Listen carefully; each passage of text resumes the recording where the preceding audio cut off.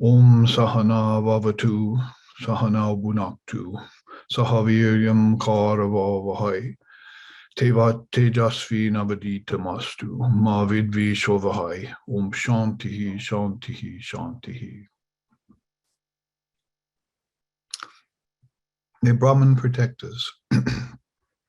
May Brahman sustain us, and may Brahman illumine our thinking consciousness.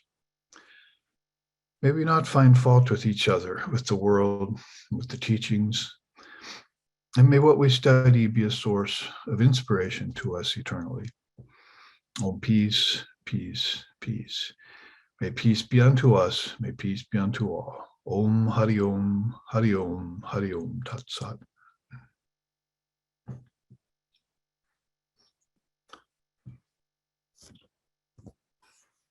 All right, I hope you can hear me okay.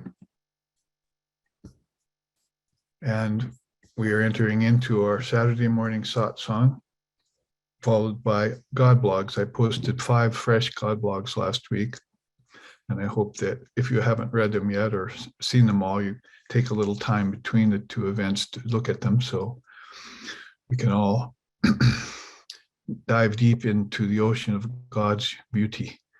Because if you descend to the uttermost depths, there you will find the gem of love. And if you go seek Vrindavan in your heart, there you will find the Lord Sri Krishna.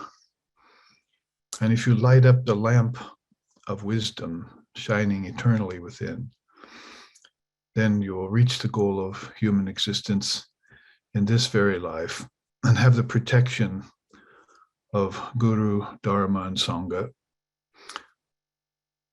And I see that some people have written me this morning already and saying that there's snowstorms where they are and rise of pandemic numbers and all sorts of usual kinds of sufferings that are rising in the world. Because we know Lord Buddha talks about suffering as one of the potential aspects for spiritual growth. In the first noble truth, there is suffering. So we use that sort of as a thermometer for the spiritual climate of the world, how people are suffering, because the scriptures also say that man is driven towards the infinite by suffering. But God's beauty should really draw the soul towards the Lord. So there's this strange situation in the world where suffering acts in both ways. And of course, we know that the father of yoga came along and told us that there are ways of transcending suffering, as of course the second noble truth and third noble truth told us too. There's a cause for suffering and there's a way out of it. So anytime we look at the cause for suffering, which is of course karmically associated, then we began to take the situation into our own hands and take responsibility for what we're experiencing, and then move forward towards using dharmic methods to overcome it so that we can, if we have lost it, retain or regain that peace of mind that is often very difficult to attain, or the yogic equipoise talked about in the Gita and the Upanishads, and then hopefully be able to hold that for longer periods of time, even in the face of all these problems that Maya is throwing up in conjunction with the embodied soul, and which the mind is participating in, and also looking for unique ways to draw itself into up and out of such sufferings. So that's always a test for one's character. It's a builder of one's character. It's also a test for one's yogic equipoise and peace of mind. And we know Holy Mother said you need that first and foremost. So even if we're healthy and active, then also that becomes a kind of barometer for judging how far we progressed upon the path of spiritual life, and how steady we can stay, and not get put off by these challenges that are constantly coming our way in the embodied condition. That's one of the things which we're all in this boat together, as they said. And our Swami Vivekananda was, of course, an exemplar of how to be in that boat at the same time, pulling together, rowing together, because he used to say that, well, people who don't have much experience in spiritual life yet, and who are still struggling with lots of karmas of all kinds, like the karma of war in this age, and said they might not that easily be able to attain this moksha or mukti, this liberation that's such a part of the higher philosophy of Mother India. But if they pull together, they can attain it together as a sort of group. So he was talking about something rather new, a kind of group enlightenment that could happen to certain people. And you see how everything gets into groups, pods of whales, packs of wolves, and so forth and so on. Humans need to get together into these groups of candidates for potential enlightenment together. I remember my teacher had picked up on that too when he spoke from the podium. He sometimes would say, along the course of saying that America hadn't produced yet a living liberated soul, a Jivan Mukta. And they were all waiting for us to do that, because the great Swami had been here for over 100 years at that time. So it was about time for us to produce a great soul like that, not just scientists and geniuses and runs of that ilk, but basically somebody who had attained the goal of spiritual practice and was walking around on two legs, as he said, God walking around on two legs. So it was rather the same time a challenge as it was an encouragement for us to follow through and mature spiritually and pull together as a group, because he often made the comment that both in India and in US, he saw the main problem as far as the passions were concerned was jealousy. So we know how difficult lust and anger are to overcome. Those are two of the six passions. But it was rather a observation of his that there was a kind of climbing up the back of the ladder on other people's back thing going on, both in his country and in the West. So he hated that idea of jealousy. And so he would say, when will man be friend to man? And coined that phrase, man unkind, and was pointing a finger at those problems, so that at the same time giving us encouragement to pull together and get a kind of group enlightenment. So we know there's such thing as sarva mukti. That is, everyone's enlightened all the time. They just don't know it. So that's more of along the non-dual Advaitic level, sarva mukti. And you come down a step from that and you get the videha muktis. Videha muktis are beings that they're one and done. If you want to point to another phrase, basically, they come here and take one lifetime. They don't create any karma in that lifetime, and they immediately see what all the hubbub's all about down here on earth, and then they return to a transcendental state. It reminds me of Lord Buddha saying, "Have no hope for me, for the world forevermore. I'm gone and gone forever." So he talked about this idea of just getting nirvana, maha nirvana in his case. And so the Lord visits once, as it were. And utkramantan Stitam vapi bunjanam, Krishna says in the Gita. They do not see the Lord who comes, who goes, and who stays, because he's covered by the veiling power of his own gunas. But they see who possess the eye of wisdom. So these beings who are devoid of the eye of wisdom haven't opened that center yet, and have seen the Lord and the Mother, and have seen Maya, have seen both the real and the unreal. Asat vidyate bhavo nabhavo vidyate sataha. Said the seers have seen both the real and the unreal, and they've taken the real to themselves, and they know that the unreal never existed. So the real always exists, the unreal never is, and the truth about both has been seen by these great souls. And so they plant themselves staunchly and firmly in that vision of truth that they've had, and they remain ensconced there, and they become Jivan Muktas. So that's the next tier of it, from Sarva Mukti, which is the ultimate truth, that all beings are enlightened at all times.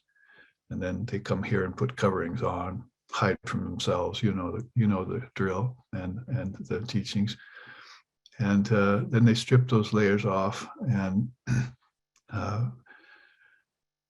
merge like a hailstone into an ocean, or a salt doll into an ocean, and dissolve themselves. And there's no reason for them to return anymore, as Krishna says. But if you talk about Krishna and avatars and Ishvara Kotis, they do have the ability to, as Sri Ramakrishna said, draw the mind back from immersion. So they would be more like the Jivan Mukti kind of ideal, where your living liberated being would come back. We used to teach the kids that in class, you see, SRV class, but we'd have them dissolve a sugar cube in hot water and see how it breaks apart into chunks, then into grains, and then finally nothing left, no particles, you see. We'd explain these stages to them dharmically as it happened.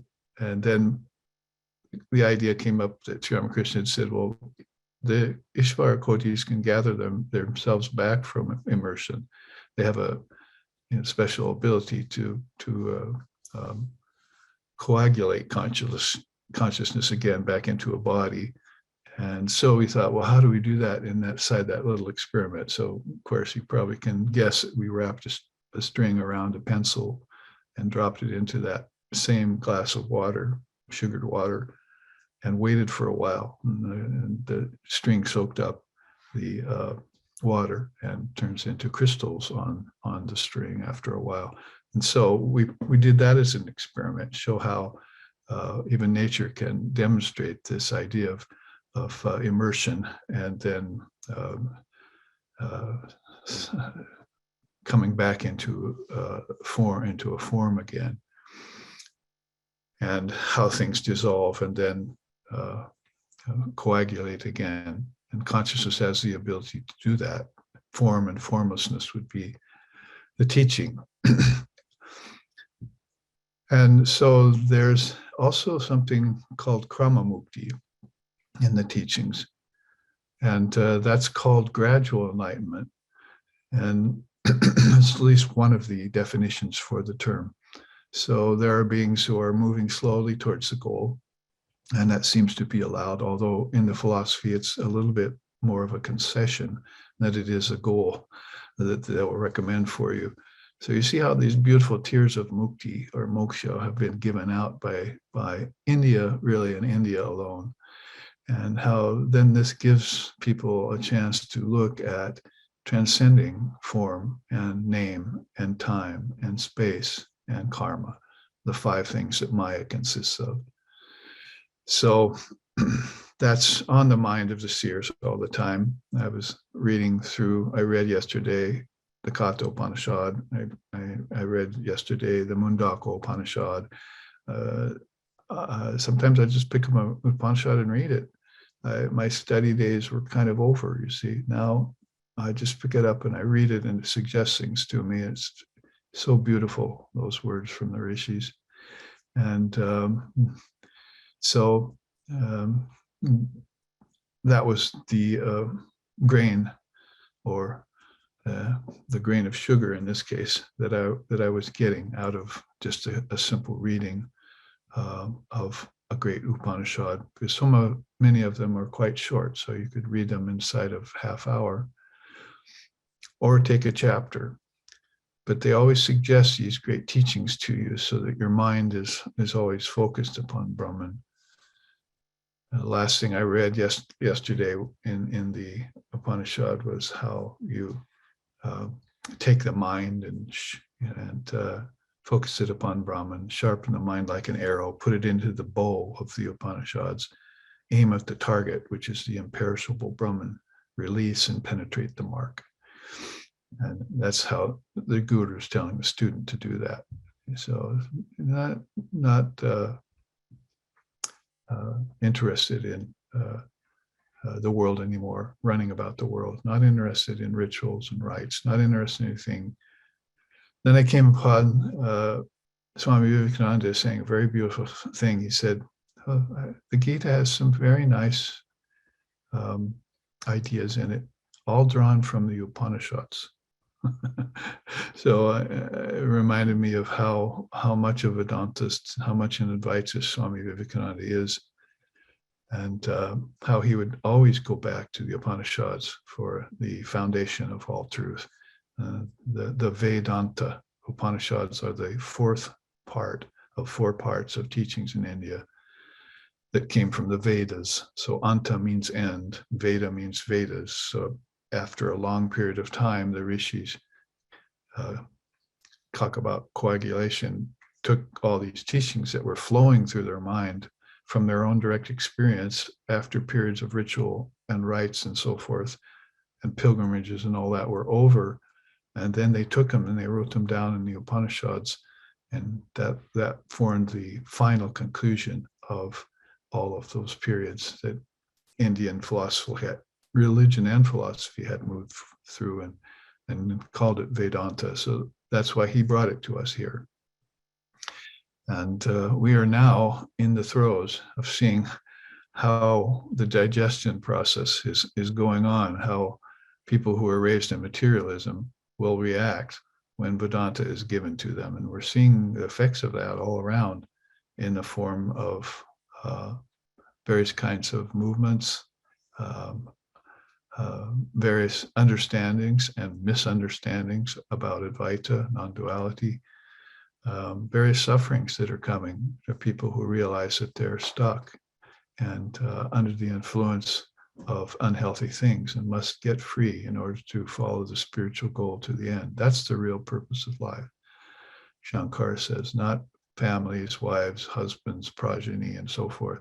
The real purpose of life is to realize God. And so these beings are very serious about seeing the process through to the end, and want this lifetime to be the one in which they reach the culmination of enlightenment called moksha mukti. So there I spent some 10 minutes telling you about my day yesterday and what's been on my mind. Now maybe some of you can do the same in satsang here. What have you been reading? What's been coming up? Any questions? Any insights? Who's going to be the first?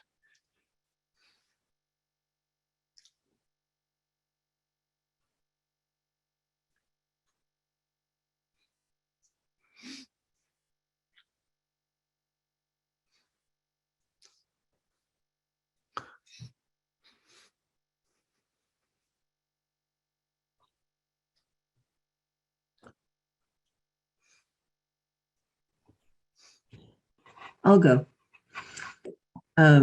So I've been, that for some years I've been puzzling out this teaching about Shabda and Artha, and out of Raja Yoga, and and how Artha means meaning, but I think it's clarified more by talking about it as idea. And I'm still continuing to study this, but I had this thought that when they talk about separating the word from the meaning, that this is kind of a dissolution process again, that if the meaning is the idea of the word, then what we're doing is we're taking the outside sound of it and we're either separating the two or we're folding the outside sound back into the meaning, and then that into the intellect, and then into the ego, etc. Would this be a way of talking about that separation of the word and its meaning? Yes, I mean, there are tantric, yogic, and Vedic ways of explaining that. And that kind of teaching appears in all the darshanas of India, if you have the eye to look at it that way. The dissolution process, as you know, probably from maybe 2 seminars ago, I think I brought out that, or maybe it was a class series where I brought out that new chart that I had put together that had 7 or 8 different darshanas, and the way each one of them was looking at the dissolution process, how to get back to formlessness, as if that were the real puzzle of life. We found ourselves in form, and oops, and we saw all the vicissitudes and vagaries and problems with being in form, and particularly after we got out of pain and beyond pleasure. And then now what? Of course, a lot of people don't even reach that question. But then the big question of who am I and so forth came along, and they began to see themselves at a higher and higher level. And so without even knowing it, and I saw it in the Katha Upanishad yesterday, which kind of surprised me again, because I was quoting it from Shankar's Viveka Chudamani for a long time, but there it was. You connect the words with the meaning, and the meaning into the mind into the intellect into the ego into the witness, and the witness into the Atman. And so Shankar had drawn that right out of the Katha Upanishad. So that's the dissolution process, and it starts with your level of question there. It starts with the word and its meaning, and how to, as we put it in one way, extract meaning out of the word. Real meaning, not just meaning that makes us money, or not just meaning that ends up in some sort of an intellectual understanding, but no real insight behind it. Of course, when you talk tantrically, you're talking about mother is the meaning and all that. Just like atoms and molecules are the real meaning of the object, is it's vibrating there, the real content of it. There's also many, many particles vibrating at a higher level, even beyond intellect. But according to Upanishads and so forth, and most paths in India, you really have to start with the intellect and use that. That's why Vivekananda was saying that intelligence is the first compound of consciousness, to quote him directly. So it's the first thing coming out the gate. So if you think about consciousness as in the beginning is the word, and the word was with God, and the word was God. So there's this sphere of primal vibration, or the unstruck sound, they sometimes call it. And then someone strikes it like a bell, like a monk on a bell in the mountains of Tibet, high in the valley, with a huge bell and a big log tied to a rope, and just comes at it and strikes that bell, and it resounds down the valleys and over the plateaus and so forth, and everyone hears it from far away. That's this great word and all its meaning. And when someone strikes it, like they do every morning at the monastery, and then these vibrations come forth, and there's great meaning in them that benefits, like light coming off of the sun and rain coming out of the clouds and so forth. Without her, O fair ones, all the tattvas would be like clouds with no rain, the tantras say. So she's the power and the secret in all the mantras, and the power in all the words. And even though her essence be non-dual, nonetheless, there's this power of vibration in her. So again, it takes us back to even what we started out with, is that formlessness takes on forms.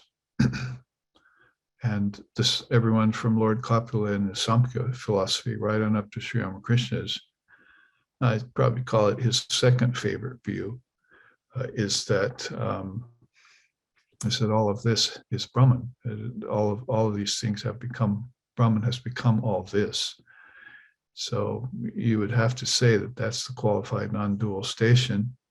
Not that he didn't understand and actually experience the non-dual station in Advaita and Nirvikalpa, but when he came out from that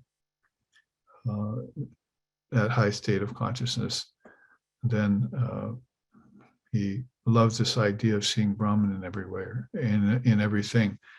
And that's the God blog I posted yesterday, if you saw it, about the putting on Brahman colored glasses. He used to say that if you put on colored glasses, then you see everything that particular color. So he said, when I come out of that highest samadhi, I have these Brahman colored glasses on that turns every object and every person and every situation into traces of Brahman. Brahman colored, everything's Brahman colored. So in that way, from the highest flight of realization down to the very basic vibration of the word at the level of the 5 elements, then we're measuring and examining this process of dissolving the word or the words into the mind by coming to know their true meaning, just like any scientist would do, really, a biologist, a chemist, whatever the case may be. But here it's Vedanta science and it's yoga psychology. If you put those two together, then you're operating in a laboratory that most of the world knows nothing about.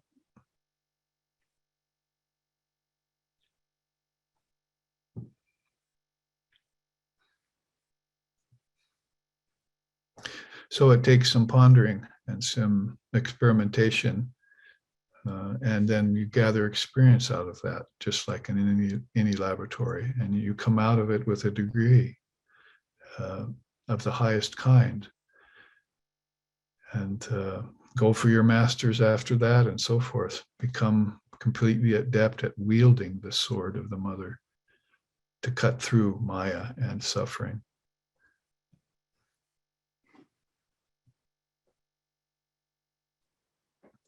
What to do after that? Krishna says in the Gita, I have nothing here to gain anymore. I only come back for loka sangraha. I come back to help others understand this highest teaching. And at the end of the Gita, then he says, the highest help that you can give anyone is teaching them these jnana yoga. That's the highest thing you can do here. So those are my precious, especially precious children who can help others get out of the illusion of finitude, get beyond this Mayic veil, and be God walking around on two legs.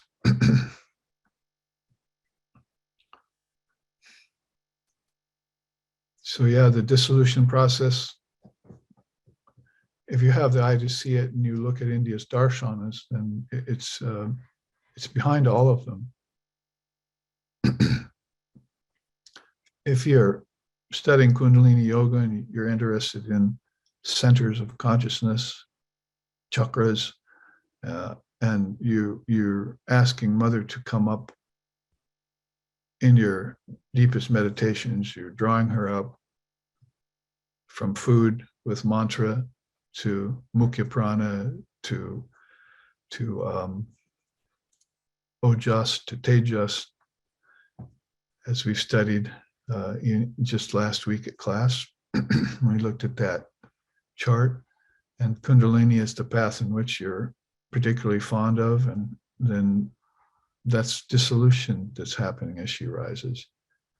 She takes the soul back to its source, Patanjali, the father of yoga, says, and as she does so, she dissolves name and form.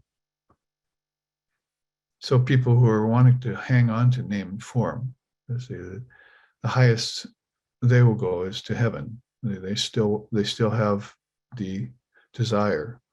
They have boga mixed in with their yoga. They still want to enjoy name and form, but in a higher place with less pain to pay for it. Because here on earth, you always get an equal amount of pain coming back for the pleasure you enjoy. That's why people try and transcend pleasure. But those who are just hog wild into enjoying pleasure, of course, they're not learning the lesson yet that the equal amount of pain is coming back from that. Then they're still children in kindergarten. And I read that in the Katha Upanishad yesterday. Children, not the wise, are pursuing enjoyments in the world.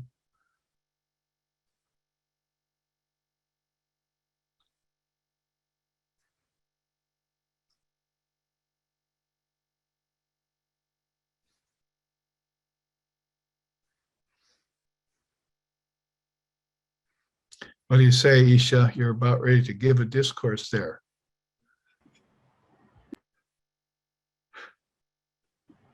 Namaste, Babaji. Namaste, everyone.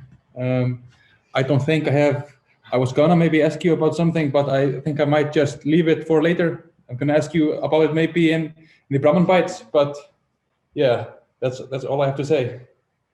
Okay. So yeah, I think I'll just ask you about it in an hour, if that's okay. Namaste, everyone. Wonderful.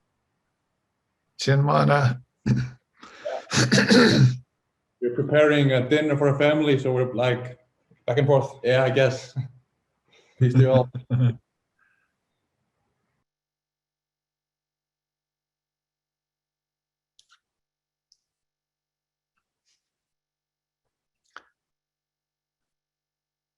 So from Hungary to Iceland to America, we're all gathered together. It's wonderful to see week to week. We keep our minds together. Where do you live, Christopher? We're new to you. Yes, I live in Red Feather Lakes, Colorado. Actually, I live at a Shambhala Mountain Center. It's a there's a stupa here, and it's I think the biggest stupa North America. So I live here and work in the kitchen. Yeah. Nice. I do have a question. I'm trying to formulate it in my mind, but it has to do with the vrittis of the mind and my penchant for kind of worst case scenario thinking or kind of hypochondriac thinking. The question has to do with, I haven't received mantra diksha yet, but I do have an Ishvari and a chant that I do to her in the mornings. And something that's come up is when my mind tends to go to like a worst case scenario thought, or that chant has started to come up in my mind with Ishvari's name. And I'm wondering, and it seems to help a lot. It calms my mind and seems to cut down the vrittis from running wild. But I'm wondering if I'm just using that kind of surface level. Yeah. Yeah. Thank you. Yeah, I don't think that you need to have any remorse or guilt about that. I mean, that's basically what the mantra's for, particularly at the beginning. I mean, we've been doing a lot of teachings on mantra in the last Sunday classes and so forth. 21 points of mantra practice divided into 4 levels, presided over by 4 different kinds of Ishvaris, if you want, aspects of the mother. And how at those early stages there are different aspects of mother coming to help us And back to the Upanishads again, there's one called the Tripura Upanishad, which talks about Tripura Sundari, who's the triple aspect of the goddess, who helps you at three levels of the mantra and in three worlds with your three bodies. It's a real Triputi kind of teaching that they brought together at one point in the Upanishads. It's not a real well-known Upanishad, but it's one of those mother Upanishads, I like to call them, of which I've discovered and taught 6 or 7 of them now. And when we used to come up to Seattle, we would have in October, we'd look at a different Mother Upanishad each time. And in fact, in a couple of weeks here, I'll be coming to Oregon, and we'll look into the Annapurna, deeper into the Annapurna Upanishad at that retreat. Because we started off with the first section of it last time at Windward Waters, and had the mantra to her we learned to Annapurna.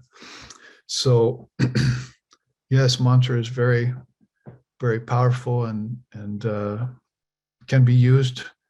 In fact, Holy Mother, who is perfect in mantra, Japaharini, they call her, she's Japadarini and she's Japaharini. And she once said that the master, when he was here in the body, taught me all the mantras and how they connect to all the deities. So if you're in India and hundreds and thousands of people are coming to you, which happened later in her life, then you would need to know that, because it's not just like a Westerner coming to you and say, what's my ishtam, what's my mantra? In India, there's so many different darshanas and so many different paths and so many different sampradayas and so many different families that have been raised with different ideals, different gods and goddesses. And so you would need to know the mantras for all of those. So, but she used to say that mantra is not the goal, even though she knew them all and advised them all and taught them all and showed people how to connect them to the deity and not just parrot them, but you have to hold the deity in your heart while you recite the mantra to them. It could be sort of the Hindu version of prayer, if you went in a sense. But you're not really asking for anything but just communion with the deity. And so she used to say, mantra is not the goal, it's a practice. But mantra is one of the best of all practices because it's the most universal. I can show that tomorrow at class when we're moving through the second part of mantra and karma series. So I might show that other chart that has to do with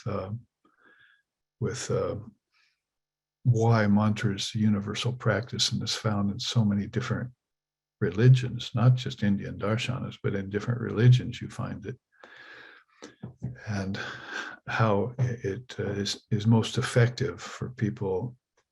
And you could look at it as a sort of reliance on something, or it's a crutch, and hear different words about it.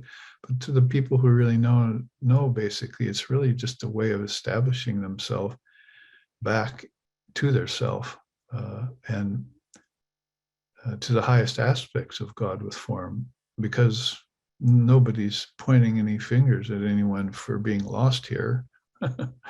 It's not a matter of guilt and blame, is it, that people get lost here? Have you seen what's out there? How distracting everything is, how many different enticements there are, and how people get on the road of life, get themselves on many different trajectories until the mind can even get fragmented. So it's the nature of diversity out here. And when unity is the truth of things and harmony is your goal, but you've become lost in diversity, isn't it? Unity, harmony, diversity. It's just, you put those three together as their own triputi.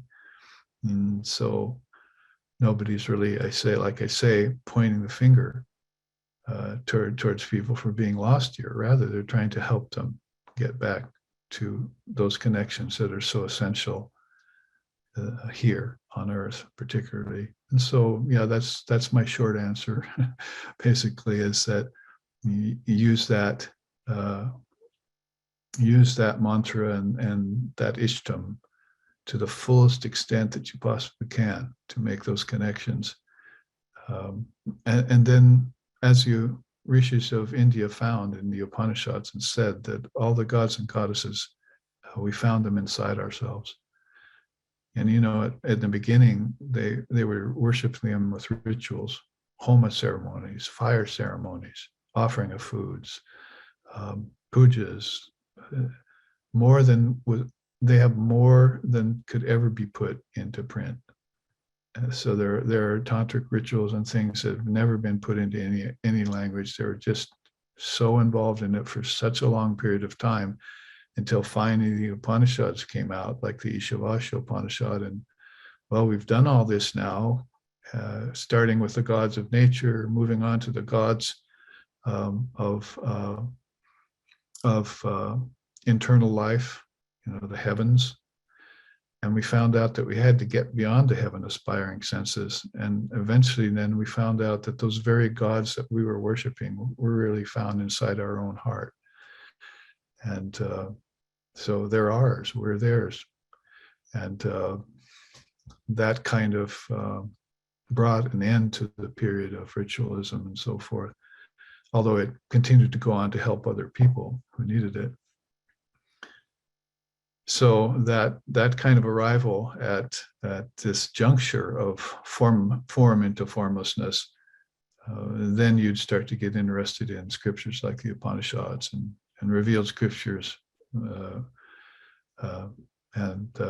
non-duality and so forth. And mantra would be there to help you there in the form of what's called Mahabhakya. The mantras were words that had power in them, and bijams, seed. There were some of those bijams were seeds. They're all seeds, but some of them were power seeds that the rishis had heard.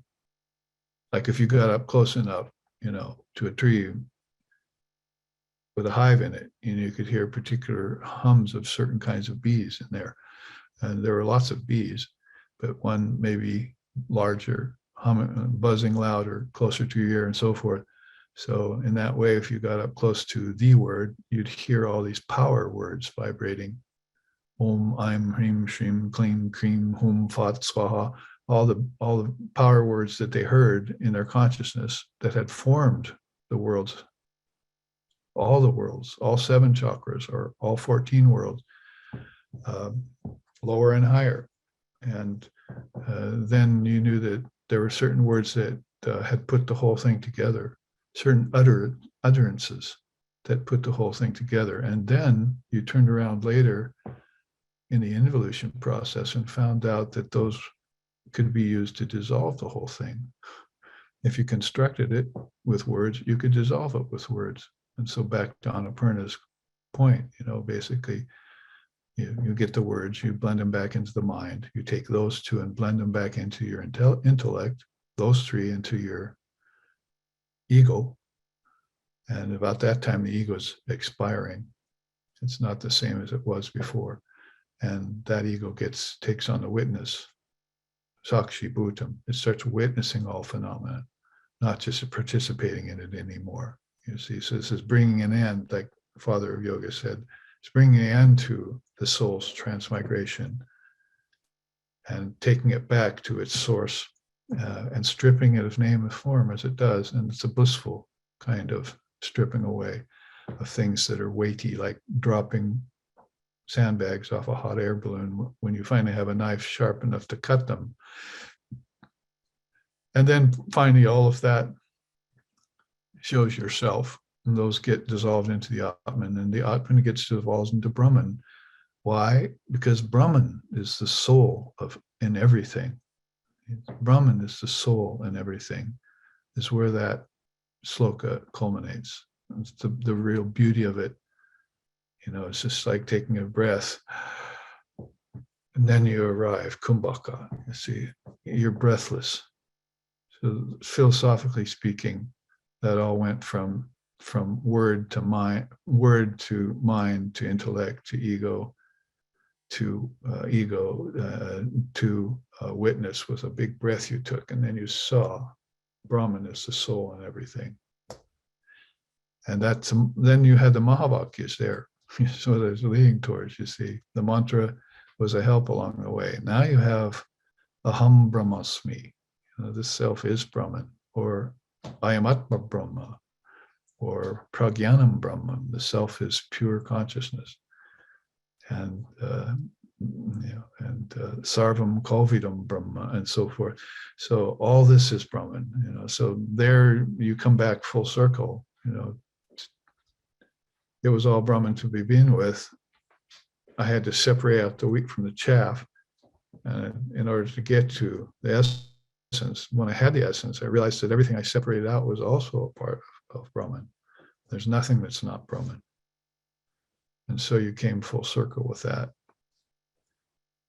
Philosophically, it's beautiful to know, but then you have to follow it and realize it yourself.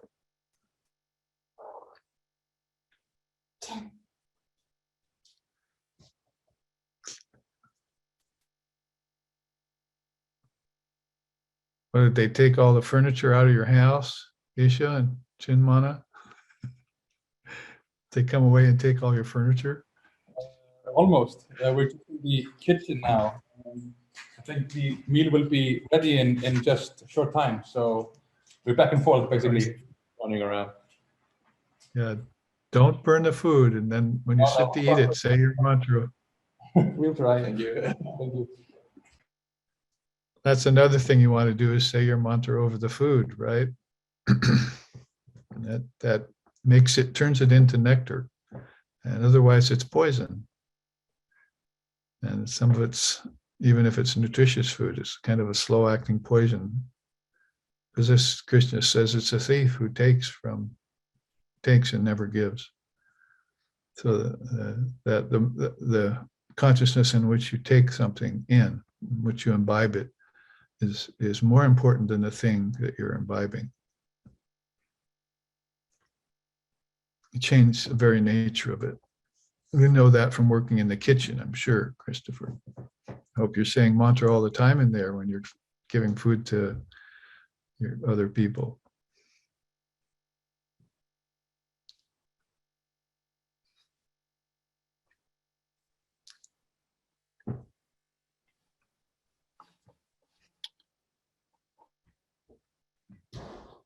Any follow-up questions?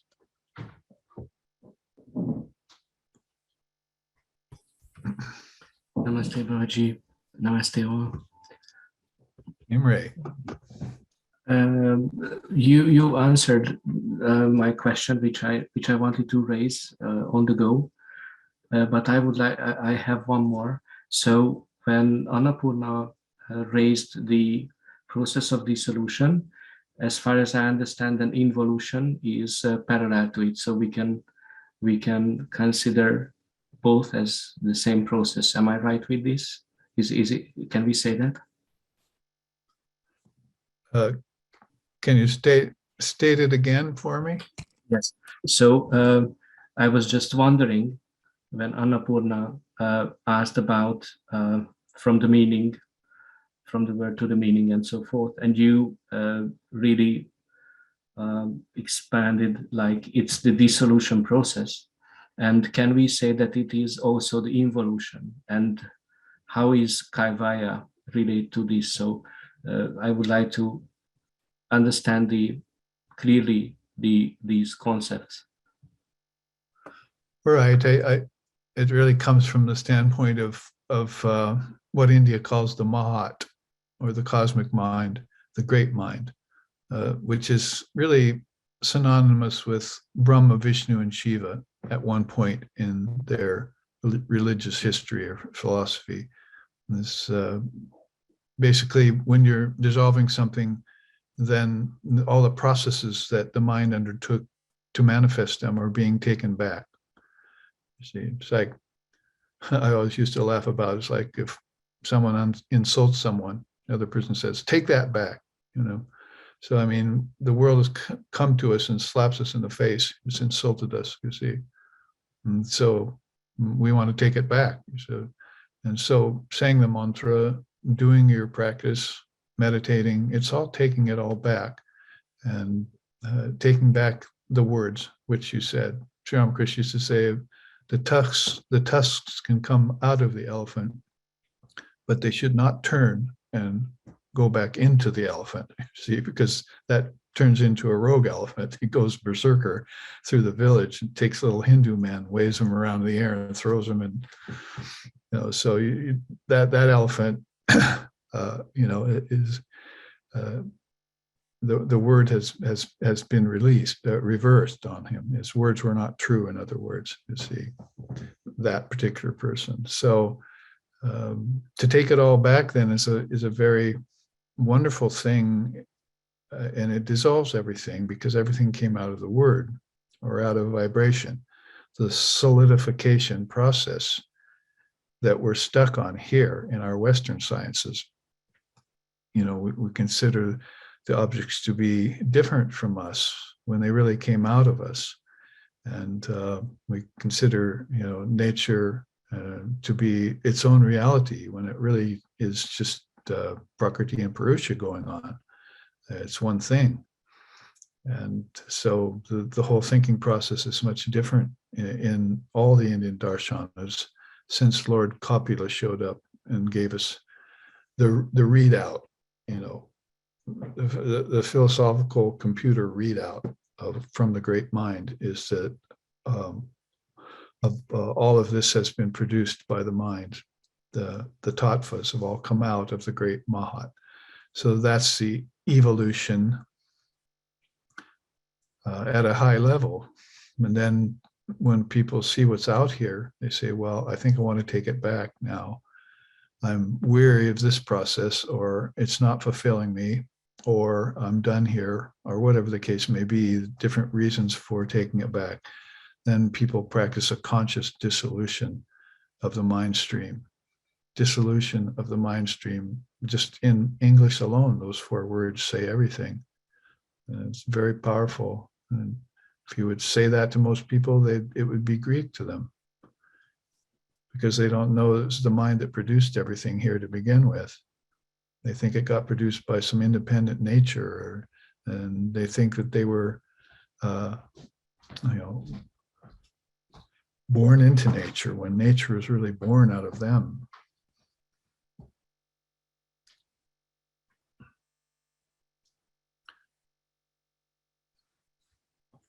So I would say yes to your question, except the fact that, you know, the opposite side of the coin is the evolution that you have, that Lord Brahma has, you know, taken the word, and with these power bijams has produced the worlds of name and form.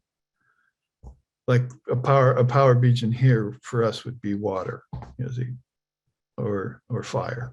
You know, I mean, then English, that's, you know, like if that's why you say Om Diyu Shantihi, Antariksham Shantihi, Prativi Shantihi, Apoho Shantihi, Oshadaya Shantihi, Vanashpataya Shantihi.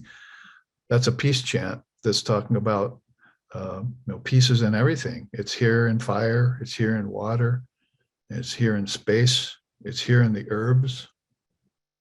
Oshadaya, Vanashpataya, it's consciousness is in everything as peace. I read that in the Upanishad yesterday. In fact, the difference between Shankara's taking everything back, dissolution quotes that I've been saying, and the Katha Upanishads is that they say it goes back to peace in the Upanishad, not to Brahman. So Brahman is that peace, you see, they conclude. So peace, peace, peace, shanti, shanti, shanti becomes a very powerful utterance that you do. And because Lord Brahma has started a whole yuga, a series of 4 yugas called Mahayuga, you know, Satya, Treta, Dwapara, and Kali, which we're in here now, Kali Yuga. So that's been all thought by the great mind using these power bijams, and then it's going to have to be withdrawn, you see. So evolution, involution, evolution, involution. When we got on the evolution stream and we came down to the physical atom and we stopped there, it was a big mistake. It wasn't a problem if you didn't get stuck there. It was only a problem if you forgot yourself and you thought the world to be real. So Vedanta came along and said, Brahman is real, the world's unreal. What's the matter? Get it back together, you see. Get it back together. It's okay that you're here and that there's bodies and all of that, but you weren't intended to stop here for an entire yuga, or because then another Mahayuga is coming along behind that, and more suffering and more bondage is to follow. You see, so you have to be flexible in your consciousness. You have to project, and then you have to withdraw. So my teacher said that on the podium several times to us. Says the teaching they were all concerned with in his center was that they had become attached to things, so they were all guilty. You see, saw a monk come from India, and they're Western householders, many of them older, who'd had houses and wives and everything. So they're thinking, oh, I'm got attached to this, and this person comes along and tells me I shouldn't be. So detachment's the lesson, right? So he talked about that for a while, and then finally he said one day, the real problem or the real solution is that you should be able to attach and detach at will. So I remember when that was first said, and some people stirring in the congregation, like having a new insight, because it's all in the Advaitic way of non-duality, that the soul is ever perfect. It can't get attached. So what is it that's getting attached? Who is it that's getting attached? All these greater questions get answered only if you look at the processes that are going on, that your own mind has projected. Sankalpa is the word in Sanskrit, and vikalpa if you do it out of desire. So you withdraw it. So he said that day, the real solution to everything is to be able to attach and detach at will. I mean, a mother has to attach to her baby. If she doesn't, then the baby's not going to be fulfilled. It's not going to get that love it needs to grow. So be able to attach to it and then detach when it's not, let it go. People need to be able to let things go while they go about their lives, and not be thinking about houses and wives and babies and children all the time. They need time to themselves for their spiritual lives. So if that goes missing, then the whole thing is what they're calling dysfunctional, in the last decade. It's all dysfunctional. So here we have run out of time, and I want to keep you on schedule for your busy lives as you go into Brahman and come out of Brahman, as we're all doing in deep sleep, dream, and waking. And with every breath we take, in breath, held breath, out breath. It's all sets of threes, which are very important to attach to consciousness. They all came out of consciousness, they all back into consciousness. So may peace come unto all. May wisdom dawn on all. May all see the face of truth and be fortified by the armor of love. Om, peace, peace, peace. Peace be unto us, peace be unto all. Om Hari Om, Hari Om. Japa Hari Om Tat Sat Om.